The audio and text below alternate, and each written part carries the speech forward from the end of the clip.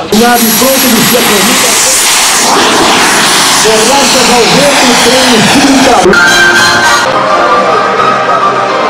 Roberto Godalini, que tem no seu tempo disponível um investimento muito grande no aeromodelismo. Por gostar do esporte, a gente só tem a agradecer a toda a equipe, a própria Roberto pela presença e por trazer para a gente poder observar esses aviões aí que realmente são de uma beleza ímpar, muito bonito.